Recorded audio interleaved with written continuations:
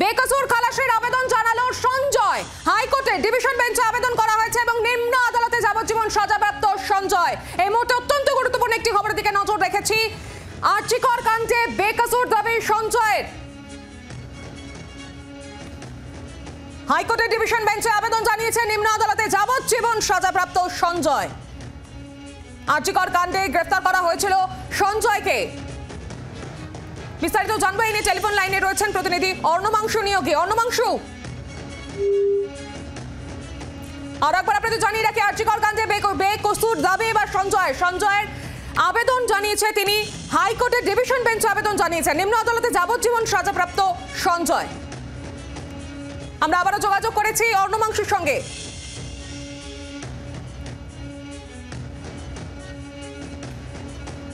অর্ণমাংশু, দেখো একদমই যে সঞ্জয় রায় যাকে নিম্ন আদালত অর্থাৎ শিয়ালদা আদালত আরজিকর ঘটনায় ধর্ষণ এবং খুনের ঘটনায় আমৃত্যু কারাদণ্ডের নির্দেশ দিয়েছিল, সেই সঞ্জয় রায় কিন্তু এতদিন পর এবার কলকাতা হাইকোর্টে দ্বারস্থ হয়েছে ডিভিশন বেঞ্চের কাছে। তার বিষয় আবেদন হচ্ছে তাকে বেকসুর খালাস করতে হবে এবং তার মর্মে তিনি একাধিক যুক্তি তুলে ধরেছেন। সেই পিটিশনে তিনি উল্লেখ করেছেন যা তার কোথায় কোথায় ফল্ট নেই এবং পুলিশ ইনভেস্টিগেশনে কোথায় কোথায় গাফিলতি ছিল, পরবর্তী ক্ষেত্রে সিবিআই তদন্তে কোথায় কোথায় গাফিলতি ছিল, সেই সমস্ত বিষয়গুলি পয়েন্ট আউট করেই কিন্তু তিনি আবেদন করেছেন অর্থাৎ বেকসুর খালাসের জন্য।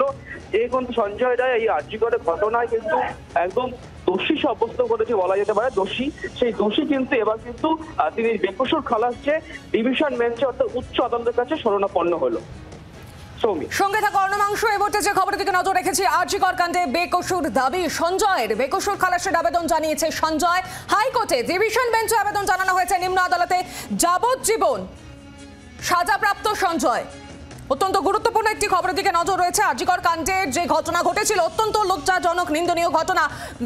চিকিৎসককে খুন এবং ধর্ষণের অভিযোগে গ্রেফতার করা হয়েছিল এই সঞ্জয়কে এবং তারপর তাকে এই মুহূর্তে যে জানা যাচ্ছে হাইকোর্টে ডিভিশন বেঞ্চে আবেদন জানিয়েছেন। আমরা যোগাযোগ করেছি, এই মুহূর্তে টেলিফোন লাইনে রয়েছেন আরজিকর আন্দোলনকারী অনিকেত মাহাতো। অনিকেত, অবশেষে নিম্ন আদালতে যাবজ্জীবন সাজাপ্রাপ্ত হয়েছিল সঞ্জয়, হাইকোর্টে ডিভিশন বেঞ্চে আবেদন করেছেন। না, আমরা যে জায়গাটা বলতে চাইছি বারবার সেটা হচ্ছে যে স্মুদারিং, থ্রটলিং এবং অ্যাসল্ট এই তিনটে কাজ একজন ব্যক্তি কোনোভাবেই করতে পারে না। সঞ্জয়ের নামে যা এভিডেন্স, বায়োলজিক্যাল এভিডেন্স সহ যা এভিডেন্স সিবিআই দিয়েছে এবং মাননীয় বিচারক যা জাজমেন্ট দিয়েছেন শিয়ালদা কোর্ট থেকে, তার প্রতি আমরা সহমত। কিন্তু সিবিআই এর তদন্তের ক্ষেত্রে বাকি যে জায়গাগুলো থাকছে সেই জায়গাটাকে দেখা উচিত এবং সঞ্জয়ের যা শাস্তি আছে সেই কঠোর থেকে কঠোর শাস্তি বহাল রাখা উচিত। ধন্যবাদ অনিকেত। একদিকে আরজিকর কাণ্ডের 1 বছর পূর্তি হতে চলেছে, আবারও রাত জাগার ডাক দিয়েছে যেখানে আন্দোলনকারীরা, সেখানে হাইকোর্টের ডিভিশন বেঞ্চে আবেদন করছে সঞ্জয়। নিম্ন আদালতে যাবজ্জীবন সাজাপ্রাপ্ত সঞ্জয়। এবারে অত্যন্ত গুরুত্বপূর্ণ একটি খবরের দিকে নজর রেখেছি। 1 বছর হতে যাবে 9ই অগস্ট, সেই ঘটনা, সেই কালো অন্ধকার রাত যেখানে নির্যাতনের শিকার হতে হয়েছিল এই চিকিৎসককে।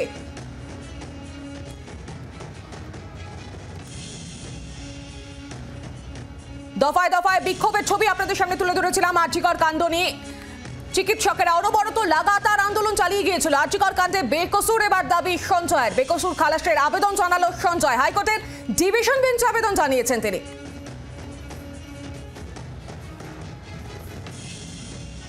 আরজিকর কাণ্ডের 1 বছর পূর্তি হতে যাবে 9ই অগস্ট, আবারও যেখানে আন্দোলনের ডাক দিয়েছে রাত জাগার, সেই পুনরায় রাত জাগার ডাক দিচ্ছেন যেখানে জুনিয়র চিকিৎসকেরা, সেখানেই উঠে এসেছে আরও একটি গুরুত্বপূর্ণ খবর যে বেকসুর খালাসের আবেদন জানাচ্ছে এবার সঞ্জয়। হাইকোর্টের ডিভিশন বেঞ্চে আবেদন করছেন তিনি এবং নিম্ন আদালতে যাবজ্জীবন সাজাপ্রাপ্ত, তাকে যাবজ্জীবন সাজাপ্রাপ্ত ঘোষণা করা হয়েছিল শিয়ালদা আদালতের তরফ থেকে।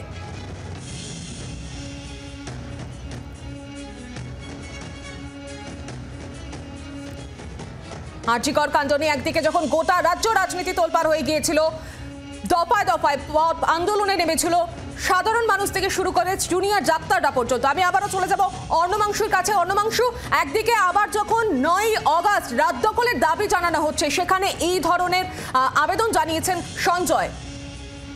দেখো সৌমি, একদমই যখন আবারও একটা তারা রাত দখলের ডাক দিচ্ছেন যে এখন তারা মনে করছেন যে সম্পূর্ণ বিচার হয়নি, আরো কেউ আছে এর সঙ্গে জড়িত, প্রপারলি ইনভেস্টিগেশন দাবি করছে পরিবার। তারাও অলরেডি হাইকোর্টে মামলা করেছেন সিবিআই তদন্তে গাফিলতি নিয়ে।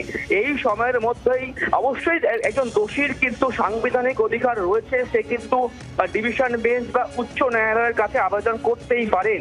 সেই অধিকার কোনো সময় খর্ব করতে পারে না জুডিশিয়ারি। সেই জায়গায় দাঁড়িয়ে সঞ্জয় রায় কিন্তু এবার কলকাতা হাইকোর্টে তিনি বলছেন বেকসুর খালাস যে মামলা করেছেন, আজকে সেই মামলাটি প্রজাপতি দেবাংশু বসার ঘরে ওঠার কথা ছিল, কিন্তু মামলায় কিছু প্রবলেম রয়েছে, ত্রুটি রয়েছে, সেই ত্রুটি সংশোধন করে আগামী সোমবার 16 তারিখে কিন্তু 16 তারিখে ডেট দেওয়া হয়েছে, সেদিন মামলা শুনানি প্রক্রিয়া শুরু হবে। অর্থাৎ তার মূল বিষয় হচ্ছে এইটাই যে তদন্তে কোথায় গাফিলতি রয়েছে, কোথায় কোথায় ফাঁসানো হয়েছে, তিনি আদৌ এই মামলা সম্পূর্ণ দোষী নয়, আর সেই সমস্ত পয়েন্ট অফ তিনি তুলে ধরেছেন। ইনভেস্টিগেশন পাই টু পাই তার সমস্ত তথ্য তিনি আগেই পেয়ে গিয়েছেন, সমস্ত সিবিআই চার্জশিট, কপি, উইটনেস, সমস্ত বয়ান, সেই বয়ানটা তিনি অ্যাটাচ করে কিন্তু ফাইল করেছেন। আগামী সপ্তাহে মামলা শুনানি রয়েছে কলকাতা হাইকোর্টে। সঙ্গে থাকো অর্ণমাংশু। এই মুহূর্তে আমাদের সঙ্গে টেলিফোন লাইনে রয়েছেন আশরাফুল্লাহ নাইয়া। যে বিষয় জানতে চাইবো, এই প্রসঙ্গ অত্যন্ত গুরুত্বপূর্ণ যে যখন এই সঞ্জয়কে মূল অভিযুক্ত সঞ্জয়কে যাবজ্জীবনের কারাদণ্ড দেওয়া হয়েছিল, আর এই মুহূর্তে হাইকোর্টের ডিভিশন বেঞ্চে সে আবেদন জানাচ্ছে, এই প্রসঙ্গে আপনার প্রতিক্রিয়া?